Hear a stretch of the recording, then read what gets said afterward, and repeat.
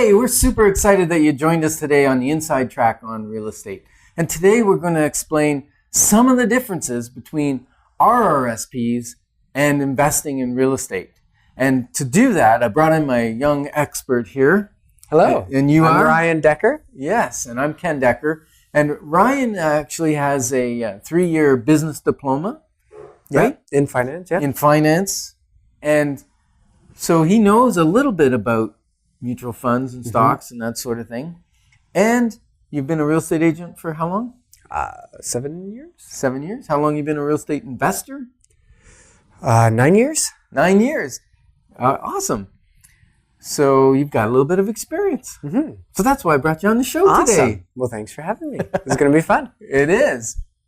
So are RRSPs a good thing or a bad thing? That's a weird question. That is right? a very weird question. Okay, so my thought on it is yes. The answer is yes. That's a good answer. I think that they're overused to an extent, and they're used at the wrong time.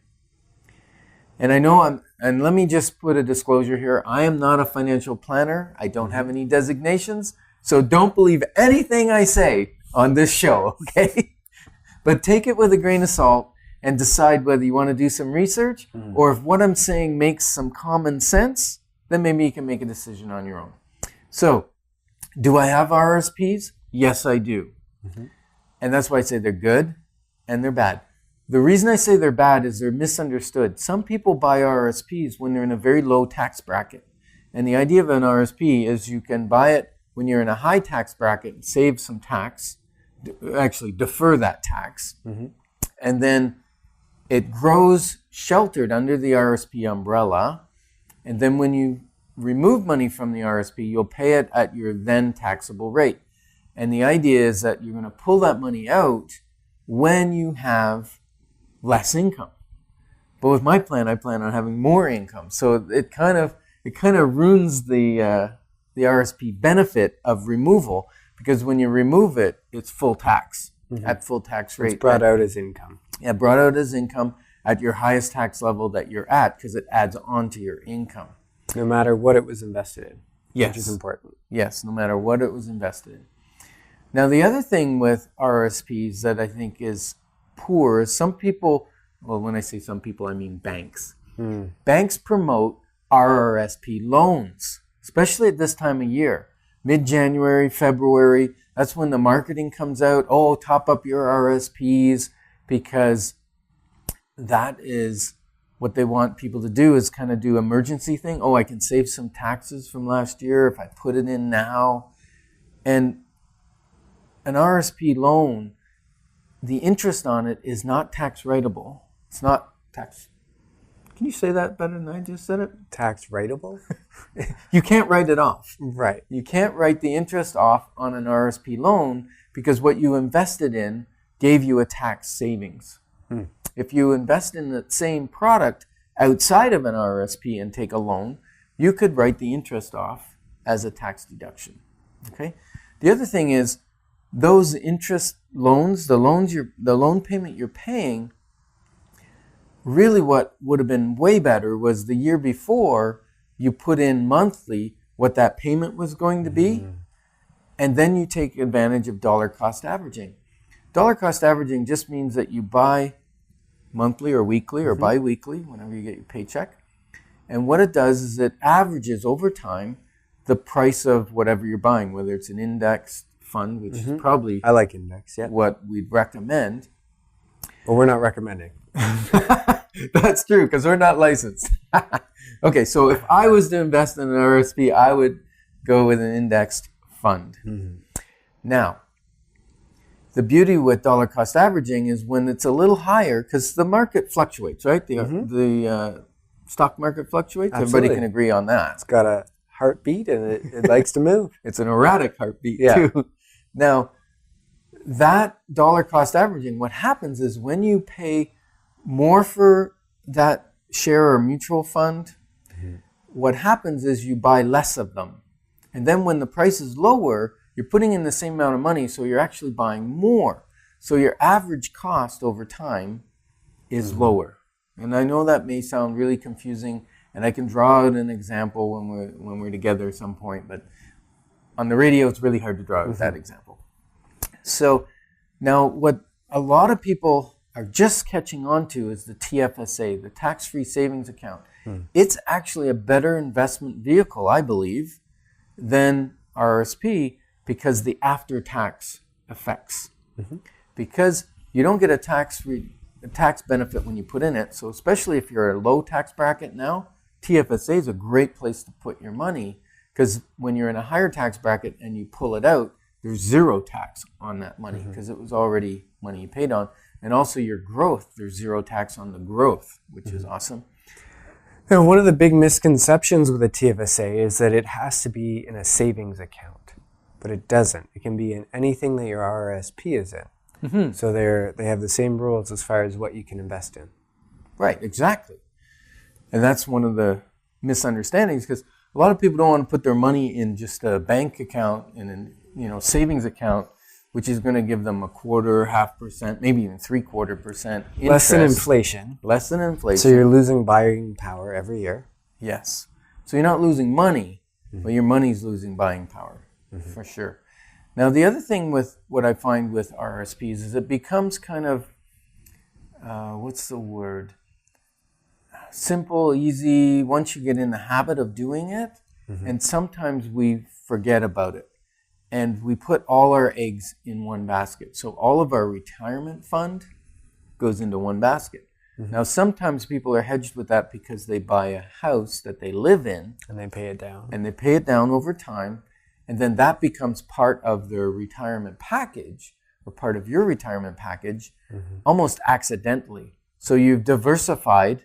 So you're in the stock market and you're in real estate.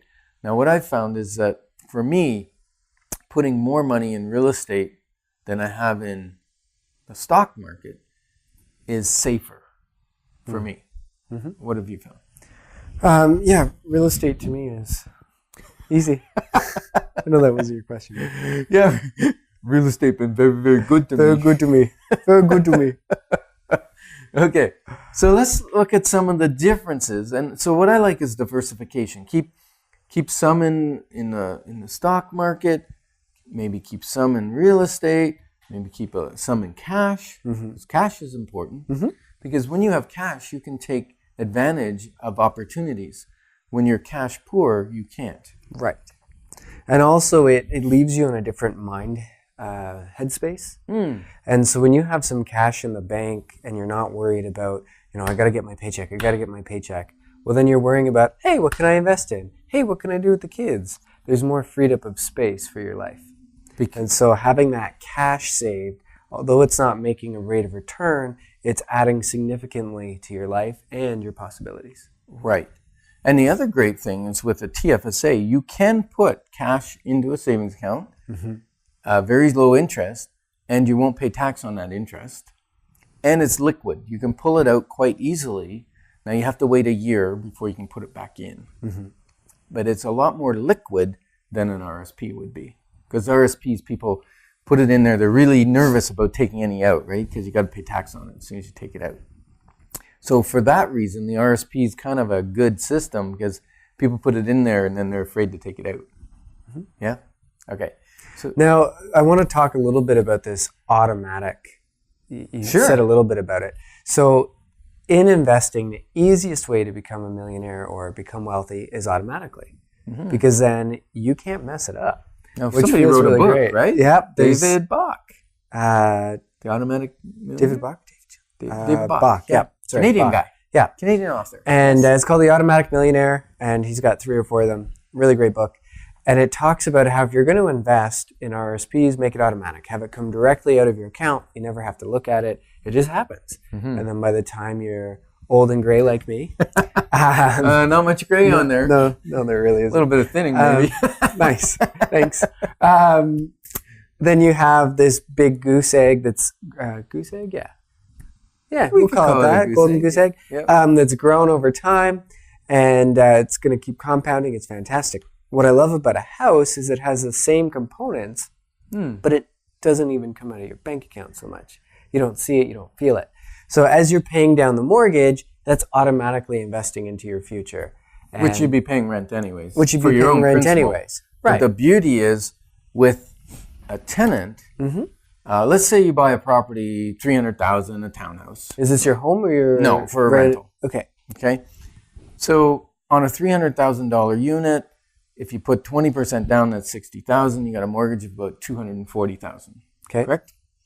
That mortgage runs you at today's interest rate about $1,100, Sure. give or take. We're doing generalities here. About $500 to $600 of that mortgage payment that the tenant's paying, because they're paying more than the mortgage payment because they cover the taxes and insurance, goes as a pay down on the mortgage amount that you owe. So it's like you're putting $600 in the bank every month automatically. And every year as the mortgage goes down, you start to pay more principal and less interest payments. That's true. So that amount continues to grow exponentially until it's all principal payments at the end of 11. The last payment. The last payment Has is a little all bit of principal. interest and all principal. Right, it's Mostly pretty sweet. principal. Yeah.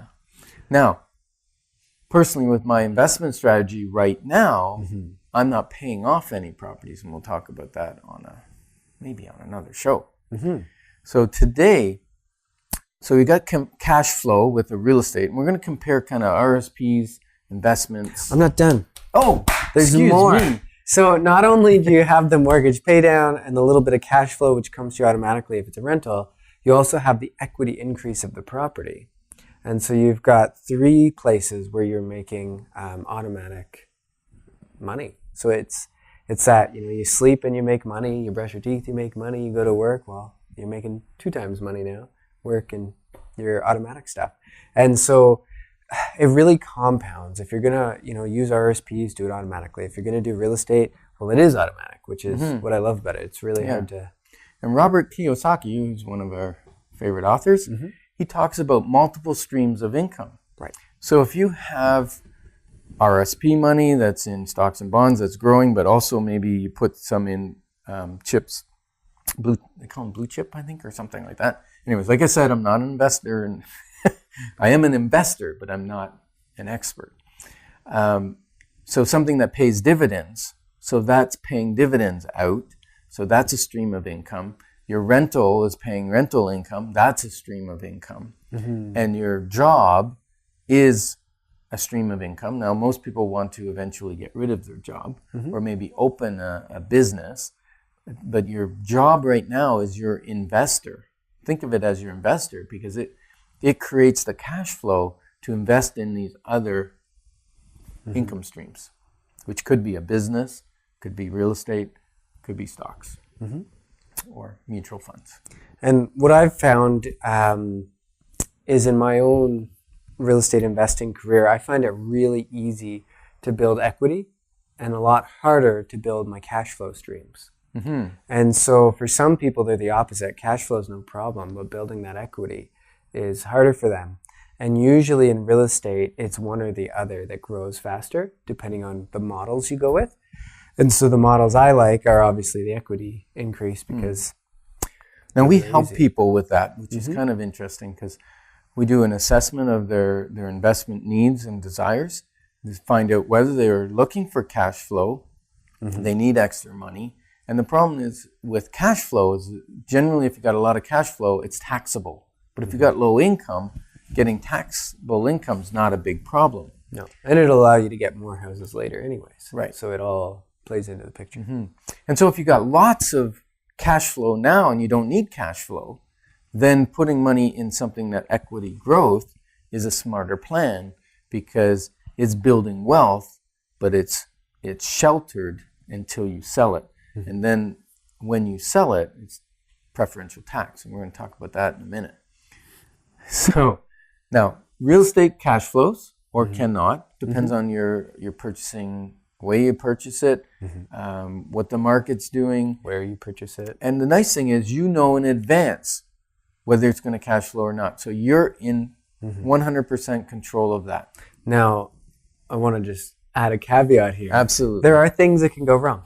Yes. Your tenant If you can leave, mismanage, if you get a bad tenant, if like there's all sorts of things that can you can go chase wrong, out a good tenant by mismanaging, right? not looking after your property. Or if you don't maintain it, your property can deteriorate, and then you're going to have a loss based on that. So it's not just you have real estate and everything's dandy. You still got to do stuff. It's an active investment, Right? And then dividends on mutual funds or stocks or whatever. The issue with dividends is someone else's control of when they issue those, and that's the board of directors or whatever. They decide, okay, based on the profitability, we're going to issue a certain dividend on our shares. Right, and you really can't count on that. No, you can't count on it. Plus, they might decide, we're going to keep that, invest in our company for more growth or new research and development, and that will then there'll be no dividends paid, and their goal is to increase the equity or the value of the share, but that may or may not happen. The big thing to know is you're not in control of that at all. You're in control of who you buy and when you sell them, but that's it. Now, the second thing is leverage. Leverage is an interesting thing. I love leverage. You love leverage. Why long do you as you love do it leverage? right. Tell me about that. So leverage, have you ever heard the saying, to make money, you need money? And if you don't have money, find someone else who has money and you can make money off their money. Yes, but the second part of that sentence you don't usually hear. You don't. Why not?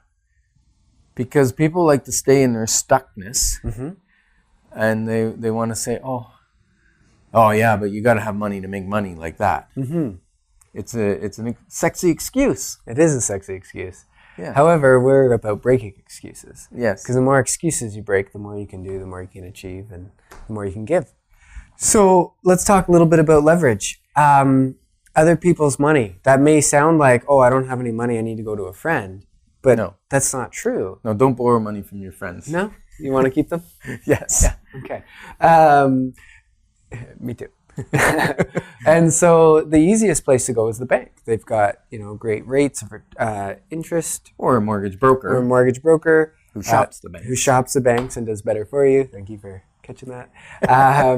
And so it's actually quite easy to get other people's money as long as you've got good credit and good income and have a good property that they can lend on. So now, one of the things that happened in the Great Depression was leverage, where the stock market crashed and many people lost their whole livelihood because in the early 20s, they called it the roaring 20s, things were going crazy, the stock market was increasing rapidly, and people were borrowing. So usually 2 times is kind of what you can do. So if you put $100,000 in, they'll say, okay, you can buy $200,000 worth of shares because they feel relatively safe. You're going to pay some interest on that money. The difficulty is if those shares start to decrease in value and they start to get close to worth the $100,000, they're going to make you liquidate. Yeah, because they want their money. They don't want to lose. They want their money back. So if it went down in half and you had to liquidate, you lose all your money and the person that loaned it keeps all their money.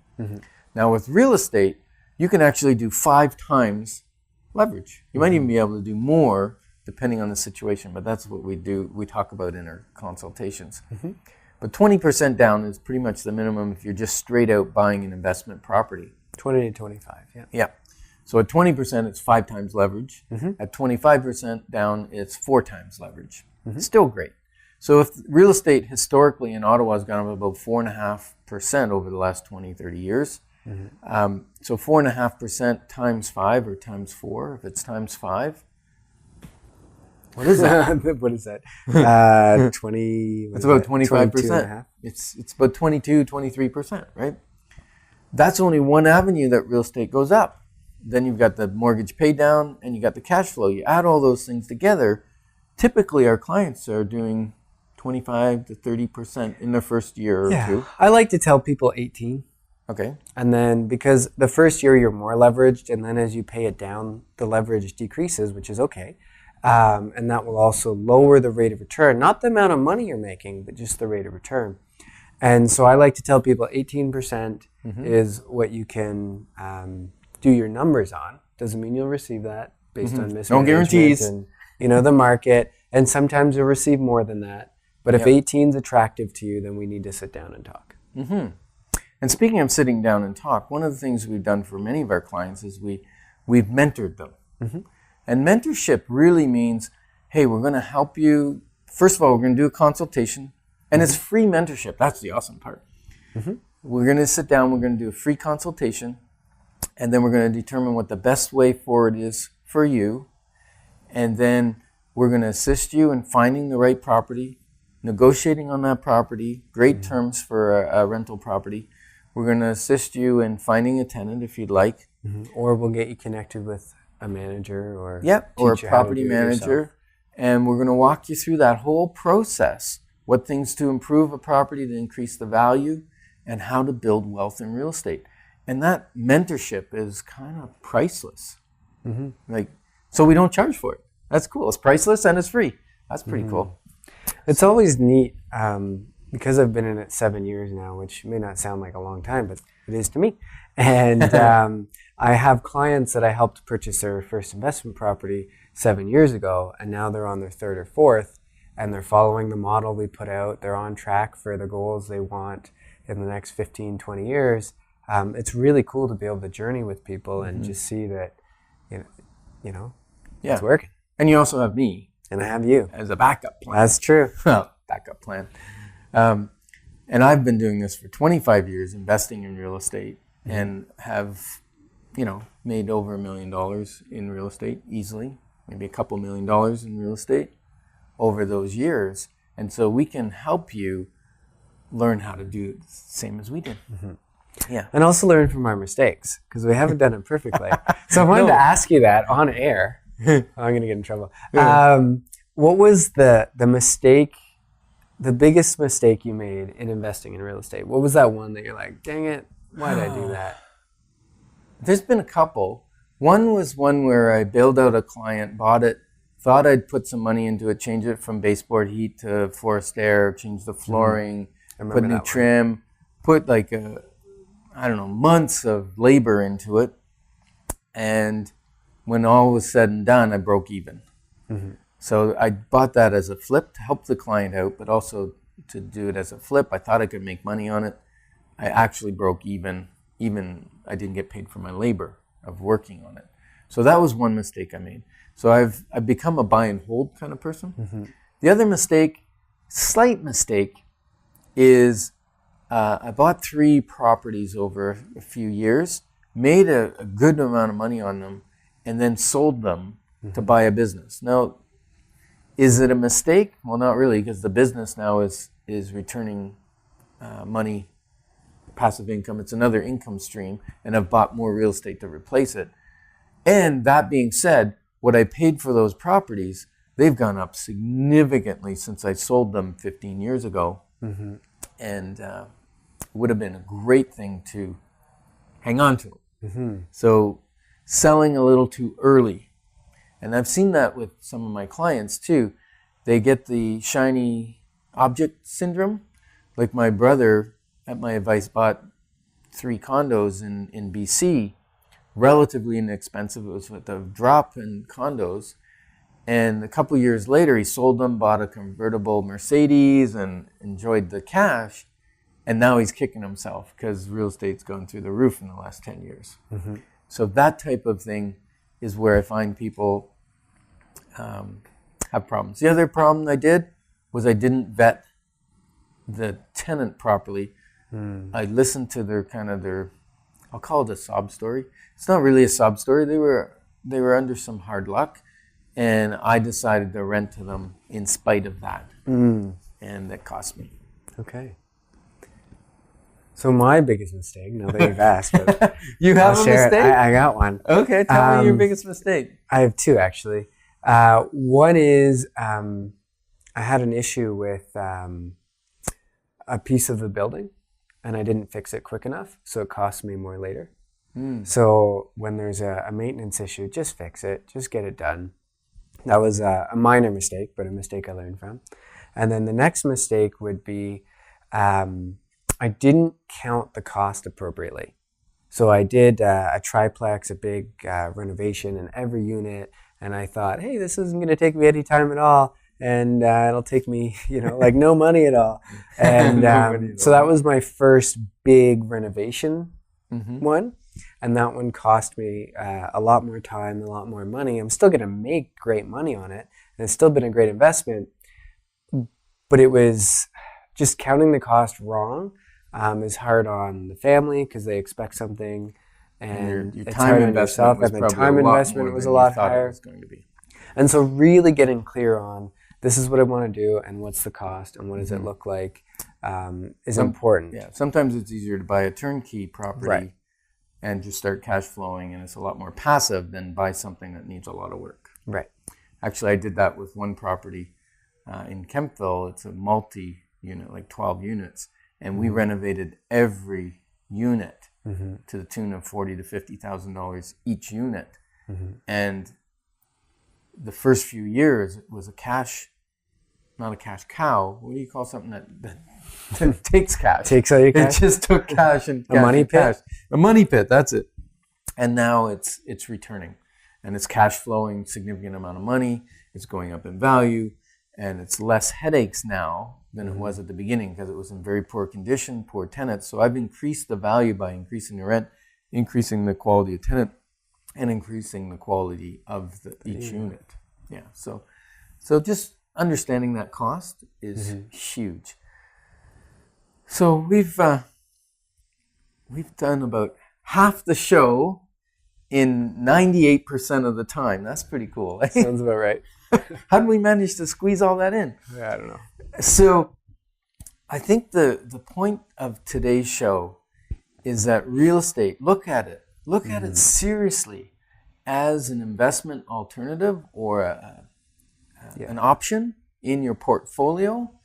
And if you're going to look at it, you can take the hard road and learn all the lessons that we learned, or you can come into our mentorship program. It's free. Just call us and book an appointment. 613-860-4663. And we'll sit down with you. We'll spend, usually about an hour and draw out a lot of information, help you in direction, whether it's now or it's for the future, because it does take a bit of money to get into real estate investing. Absolutely. Any last words of wisdom before we say goodbye to our My family listeners? last words of wisdom is real estate compounds, and the quicker you do it, the better.